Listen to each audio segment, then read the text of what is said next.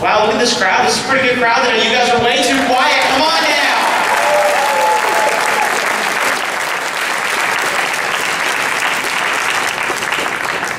All right, well, I've got the opportunity here to say a few words, but before that, I want to take the chance to recognize some of the elected officials and candidates that are here with us this evening. So it's going to be a pretty lengthy list, which is a good thing, because they're here with us tonight. And if I miss anybody, please let me know at the end, but please hold your applause to the end. We have with us this evening Sycamore Township Trustee and my good friend Tom Weedman. From the Court of Appeals 1st District, Judge Pat Fisher. That's Fisher with a C for conservative. And you may have heard he actually beat a Mallory back in 2010, right? We have our Republican candidate for County Coroner, Dr. Pete Campbellos. Where's Hamilton County Commissioner Chris Monzel? Where are you at, Chris? Right back here. Give him a round of applause. Come on down. Got so much for holding the applause. Okay, running. All right, so candidate for Court of Common Pleas and a current municipal court judge, Judge Heather Russell. The mayor of North Bend, Doug Sammons.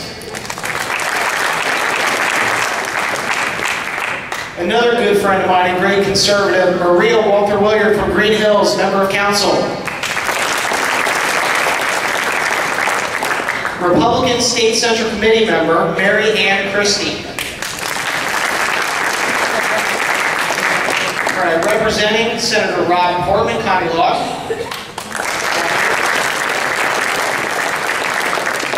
All right, representing the state of Ohio from the 1st District, Congressman Steve Shadegg.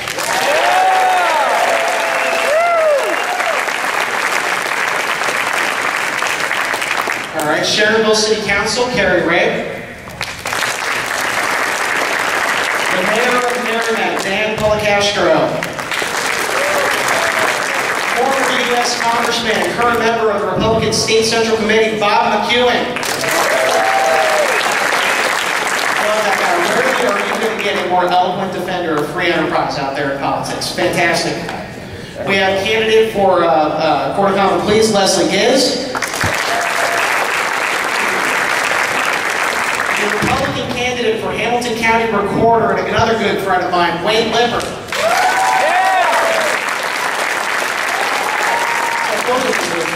Right? We have our host here this evening, Mayor of Sharonville, my good friend Virgil Lovett.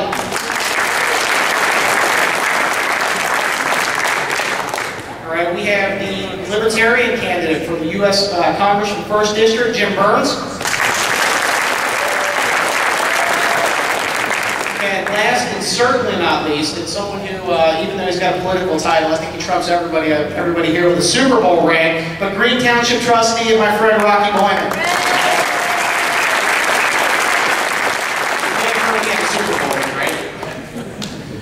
No, that's it for the list. Anybody I missed? This is your last chance to raise your hand right now. So, who's back there? I can't see. Oh, Judge Norbert Nadel.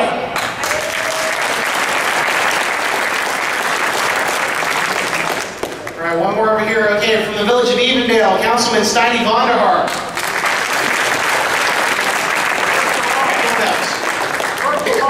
I got Virgil Lovett. Fisher. Huh?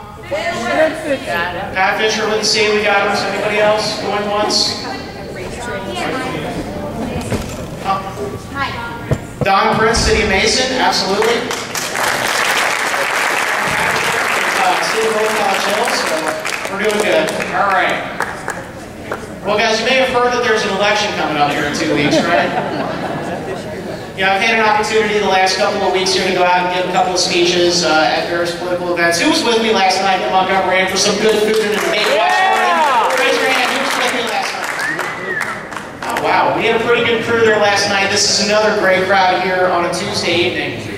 And I'll tell you, I appreciate you guys coming out. This election, you may have heard, is one of the most important of our lifetime. I think between our two candidates that are on the ballot this year, we have two fundamentally different visions for what this country is going to look like going forward. I took Barack Obama at face value 4 years ago when he said he was running to fundamentally transform the United States of America. And the policies that he's pursued over the last 4 years, I think are proof of that. Okay, whether it was his failed attempt at cap and trade, which only failed because of the effort of people in this room.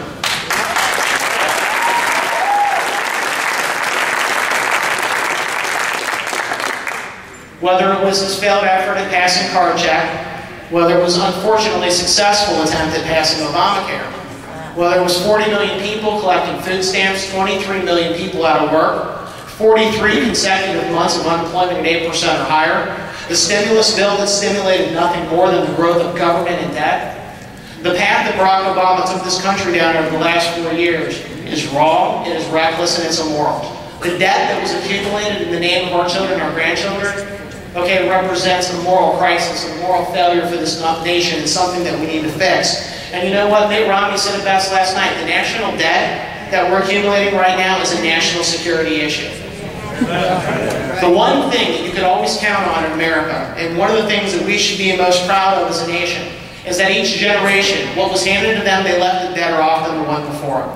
To their children and their grandchildren, they continue to create wealth. And the United States of America, in our more than 200 years of existence, has created more prosperity, more wealth, and more freedom than any nation to ever grace this earth. And it's not something we're going to apologize for, it's something we're going to be proud of.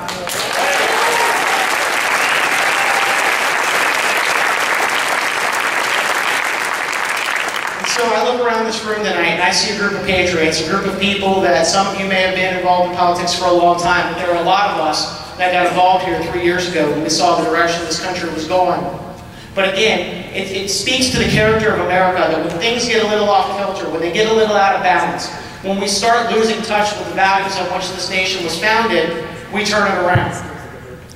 People rose up in 2009 and they said enough is enough. We're not going to stand for the direction our country was going. And stand up they did. In the 2010 elections, I think we stood up and they heard us loud and clear. Are you with me?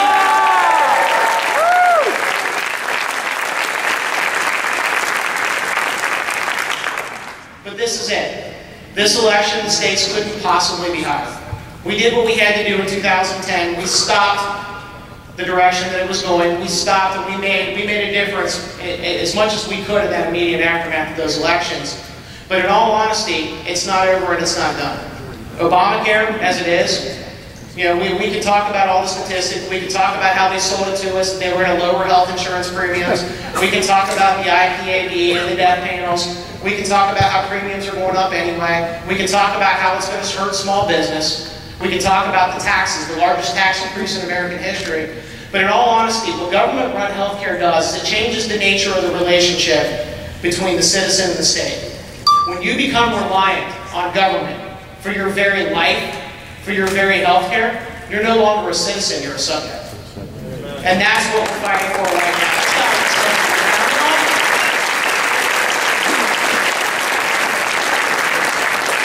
This country was founded on the idea that we could come to America, that we could go out there and we were going to be able to survive or fail on our own 2 feet, that we'd have the opportunity to succeed but not the guarantee of it, that it was going to be up to us. And that ultimately, it was that willingness to take risks, the willingness to put yourself out there, was what made America exceptional.